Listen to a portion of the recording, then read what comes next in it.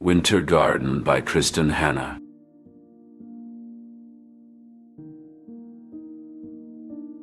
The winter garden's chill. The stage was set, the curtains drawn, and Meredith stood nervously behind the scenes. Her hands trembled slightly as she adjusted the props one last time. The fairy tale play she had poured her heart into was about to begin. It was more than just a play.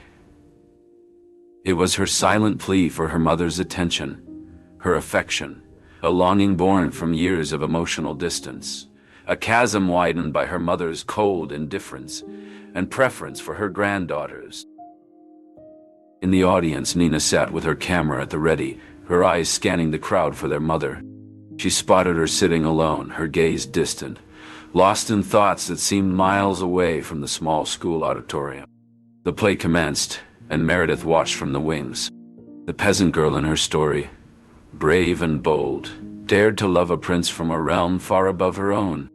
It was a tale of hope and courage, but Meredith's eyes were fixed on one person alone, her mother. Would she see the parallels, understand the message?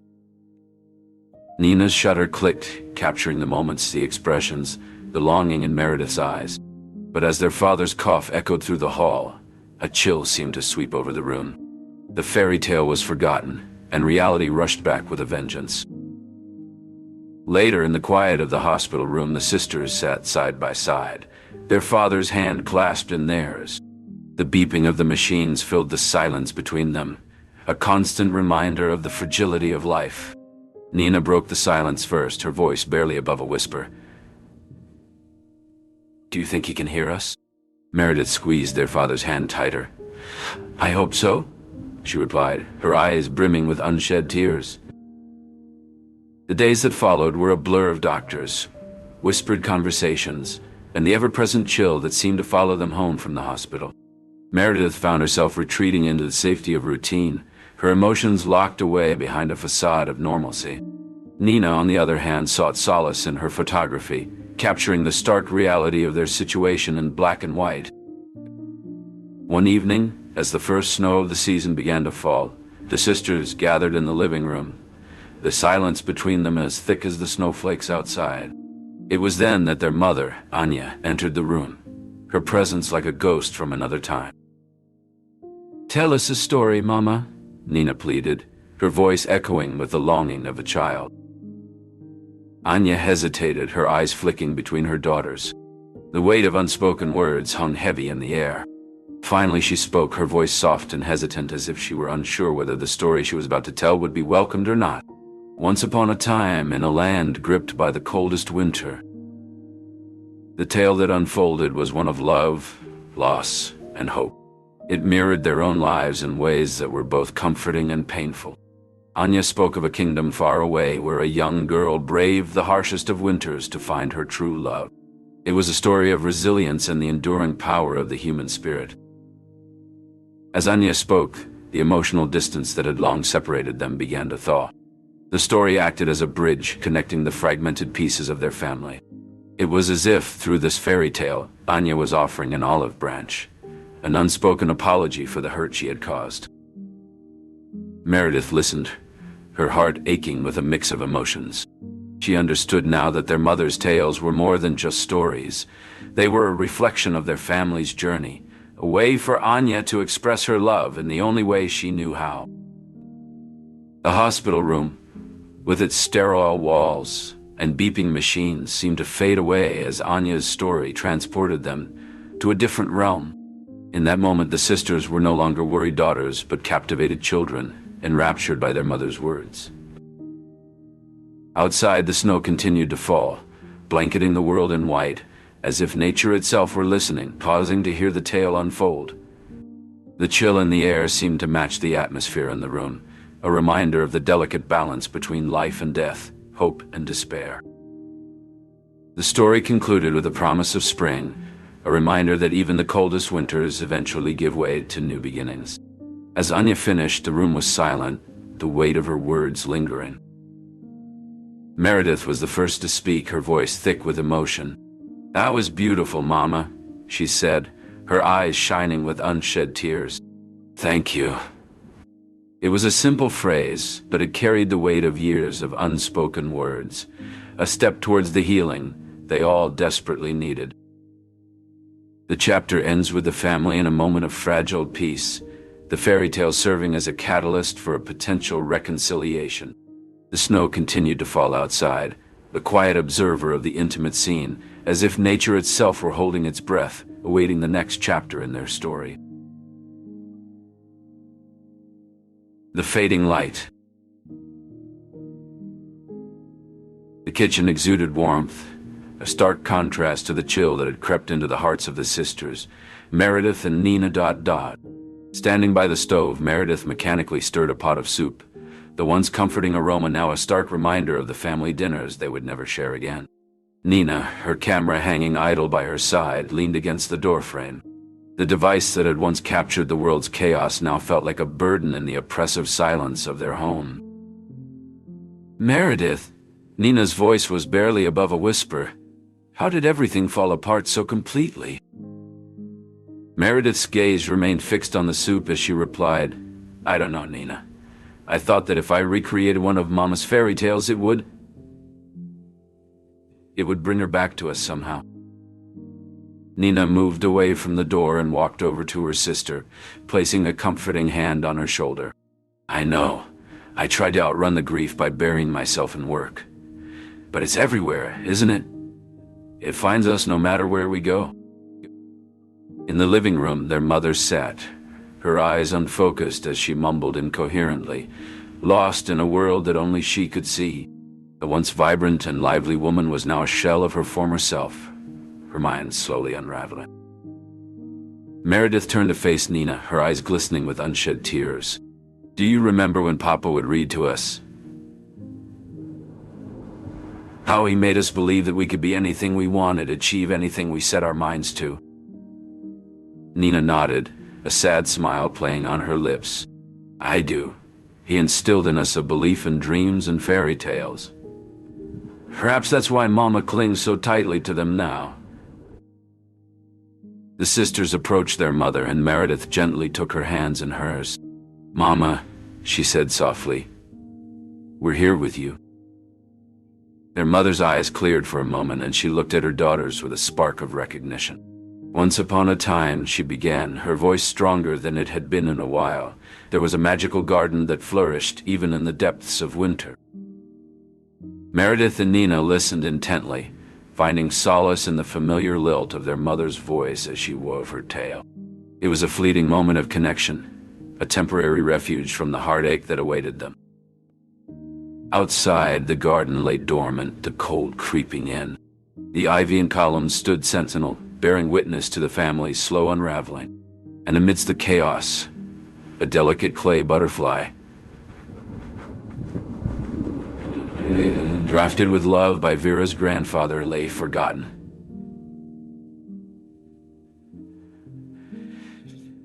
Its fragile wings at the mercy of the impending storm. The chapter concluded with the sisters embracing, seeking comfort in each other's arms as the warmth of the kitchen offered a small refuge from the fading light that threatened to engulf their world. As they held each other, the sisters were transported back to a time when their father's presence had filled the room with warmth and laughter. They remembered his stories, his guidance, and his unwavering support. The memories brought tears to their eyes, but they also kindled a spark of determination within them. They knew they had to hold on to each other, to their family's legacy, and to the love that had once bound them together. Meredith pulled back, her eyes locked on Nina's. We can't give up, Nina. We have to find a way to bring Mama back to us, to make her remember. Nina nodded, a resolute look on her face. I'll help you, Meredith. We'll figure it out together. The sisters' hands intertwined as they stood there, symbol of their unbreakable bond. They knew the road ahead would be long and arduous, but they were ready to face it together, armed with the love and strength they had inherited from their father. As they stood there, the kitchen around them seemed to brighten, the shadows receding in the face of their determination. The fading light outside was momentarily forgotten, replaced by the warm glow of hope and resilience. Unspoken echoes. Meredith stood by the window, the cold pane a stark contrast to the warmth of her breath that fogged the glass. Outside, the world was silent, save for the occasional whisper of wind that carried the remnants of a once vibrant city now shrouded in fear. Leningrad's streets, once bustling with life, lay empty as the shadow of Stalin's great terror loomed over them. In the quiet of the study, Jeff's presence was just a ghostly silhouette, his mind lost to the pages of history he so fervently chronicled. The distance between them was more than the length of the room. It was a chasm of unspoken fears and unshared burdens. Meredith longed to bridge that gap, to reach out and pull him back from the precipice of his own isolation, but the words never found their way past the lump in her throat. The house felt larger, emptier, as if it echoed with the absence of the laughter and love it once held. Meredith's mother, a woman of steel tempered by loss, found her solace in the garden where the memories of her children bloomed amidst the roses and lilies. It was a sanctuary of silence, a place where grief could take root and grow into something resembling acceptance. As the evening drew in, the sky painted in hues of crimson and gold, Meredith contemplated the resilience that coursed through her veins. It was the same strength that saw her mother through the darkest of days, the same determination that kept her standing when all she wanted to do was collapse under the weight of her world. The door creaked open, and Nina stepped through, her face a canvas of the stories she'd captured through her lens. The sisters embraced, a silent acknowledgement of the shared heartache that bound them. In that embrace there was a promise, a silent vow to weather the storm together, to be the anchors in a sea of uncertainty. They sat, two silhouettes against the fading light, their conversation a tapestry of concern and comfort. "How are you holding up?" Nina's voice was a soft caress against the harsh reality that awaited them. Meredith's reply was a whisper, a testament to the turmoil that raged within. "I'm trying," she confessed, "but it's hard. With everything that's happening, it feels like we're losing ourselves in the struggle to simply survive." Their mother joined them, her eyes reflecting the flickering candlelight, a testament to the enduring spirit that had carried her through life's most unforgiving storms. "I know it's been hard," she began, her voice a gentle echo of the strength that had defined her. "But we are together now, and that's what matters." Meredith nodded, the unshed tears glistening in her eyes as she looked at her mother, the pillar of their family. "Yes, we are," she agreed, her voice steadier than she felt. "And we'll get through this just like we always have." The room was filled with the quiet strength of their resolve, a silent oath to face the uncertain future as one. As they sat there, the walls of the house seemed to absorb their determination, standing a little taller against the weight of history that pressed in from the outside. In the stillness, Meredith found a sliver of peace, a fleeting moment of clarity in the chaos that had become their lives. It was in that quiet space that she realized the true meaning of resilience. It wasn't just about surviving. It was about finding the courage to live, to love, and to hope in the face of despair. And as the night deepened, wrapping the city in its somber cloak, Meredith, Nina, and their mother sat together, their hearts beating as one, united in their shared journey. Crossroads of duty and desire. The morning sun filtered through the curtains, casting a warm glow over the room where Meredith sat, bills spread out before her. She sighed, her mind heavy with the weight of decisions yet to be made. Her mother, once a vibrant storyteller, now seemed lost in a world of her own, her moments of clarity fading as quickly as they came. "Meredith, have you seen my glasses?" her mother asked, her voice tinged with confusion. "They're on your head, Mom," Meredith replied gently. Later that day, Nina arrived, her camera slung over her shoulder, a stark reminder of the life she had put on hold. She found Meredith in the garden where the scent of roses hung heavy in the air. "We need to talk about Mom," Meredith said without preamble. The sisters' eyes met, a silent battle of wills taking place. Nina broke the gaze first, turning to look at their mother, who was sitting quietly, her eyes distant yet fixed on a photograph in her hands. It was a picture of a man standing proudly in front of a grand building. "Who's that, Mom?" Nina asked softly, kneeling beside her. "That's your grandfather in front of the library where I worked during the war," their mother replied, a rare spark of memory lighting her eyes. Nina exchanged a look with Meredith, both sensing the importance of this moment. "Tell us about him, Mom." "Tell us about the library," Nina urged, her voice gentle. Their mother began to speak, her words painting a picture of a past filled with both beauty and sorrow. As she talked, the sisters listened, the fairy tale their mother had once told them weaving into the fabric of her real-life experiences. Their mother's stories were not just tales, they were her legacy. As the sisters listened, they felt a sense of wonder and awe at the secrets their mother had kept hidden for so long. They learned about the war, about the struggles and the triumphs, and about the people who had shaped their mother's life. With each word, they felt themselves drawing closer to their mother, understanding her in a way they never had before.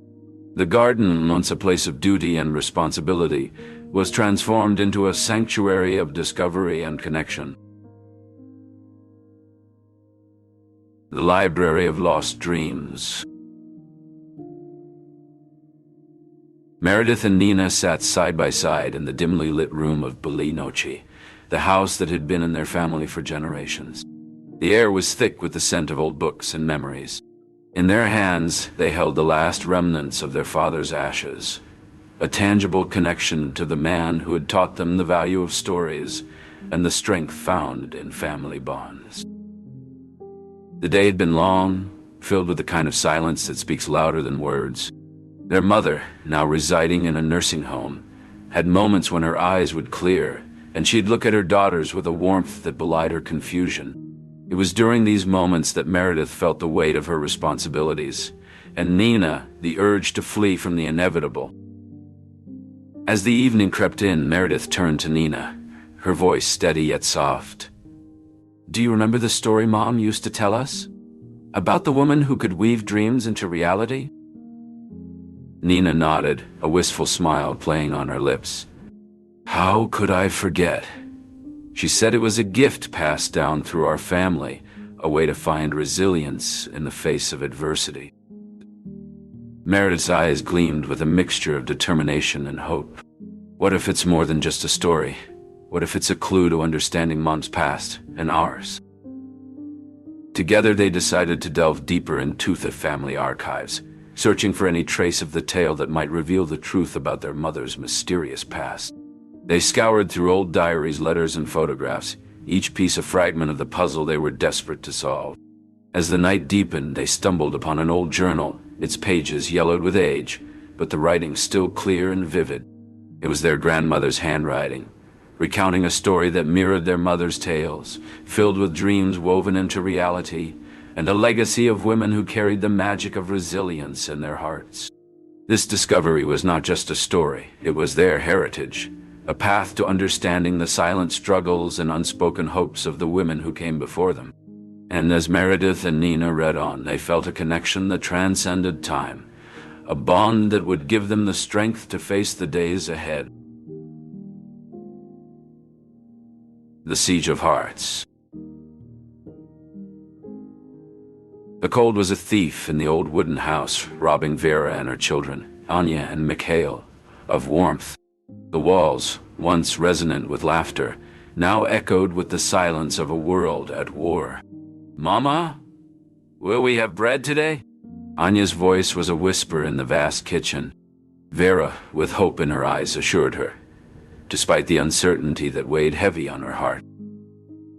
In the snow-covered streets, Vera joined the line for bread, her breath mingling with the collective sighs of the waiting, the hungry. When her turn came, the bread was scant, yet it was sustenance. That night, as fear painted the sky, Vera embraced her children. "Tell us a story, Mama," Mikhail's eyes pleaded. Vera spun a tale of a distant land untouched by war, her voice a beacon of hope amidst the siege of Leningrad. The children, enraptured, saw themselves as valiant heroes in her narrative, their courage kindled by her enduring love. As days melded into weeks and weeks into months, the siege's grip tightened. Yet Vera's spirit remained unbroken. She bartered what little they had for food, whispered comforts, and cloaked her children in the warmth of hope. "We will endure," she affirmed, her voice steadfast in the tempest of conflict. One evening, against a backdrop of ash and turmoil, Vera gathered her children close. "Remember," she implored with fierce resolve, "you are my heart, my courage. Survive for the untold stories, for the love that eternally binds us." Anya and Mikhail clung to her, their small hands a testament to their bond. "We won't leave you, Mama," they vowed, their voices soft against her. Vera kissed their foreheads, her tears a silent promise. "I know, my loves, and I am always with you. Our hearts are forever woven together in the siege of hearts." The Garden of Resilience. Vera stood in the dim light of dawn, her silhouette a stark contrast against the war-torn skyline of Leningrad. Her children slept soundly, unaware of the turmoil outside their fragile sanctuary. Vera's heart ached as she watched them, knowing that today would be another day of struggle to survive. The sound of distant bombings punctuated the morning air, a grim reminder of the reality they faced. Vera's mother entered the room, her face etched with lines of worry and wisdom. "Take care of them," Vera said, her voice barely a whisper. As the days turned into weeks, Vera's presence was a beacon of hope for her family. She told them stories, shared memories, and provided comfort in the freezing apartment. The burjuyka, a small stove, provided warmth and comfort, symbolizing the importance of human connection and resilience. At night, Vera whispered her children's names to the stars, hoping her love would reach them across the war-torn landscape. She imagined her love as a warm light, wrapping around them, keeping them safe until the war was over. Back at home, Vera's mother filled their days with stories and songs, a balm for their anxious hearts. She spoke of Vera's strength and love, and the hope that they would all be reunited when the war was over. In this moment, in their fragile sanctuary, they found the strength to endure. Together. The Summer Garden's Embrace. In the summer garden, Meredith and Nina reminisced about their mother, Vera. They discussed her past, her love story with Prince Alexander, and her sacrifices during the war. They reflected on their own misunderstandings of her actions and recognized the depth of her love. As they sat on a familiar bench, they pondered whether their mother had found peace. Embracing, they acknowledged the enduring nature of her love and the strength of their sisterly bond. Departing the garden, they felt a sense of solace in the presence of their mother's spirit.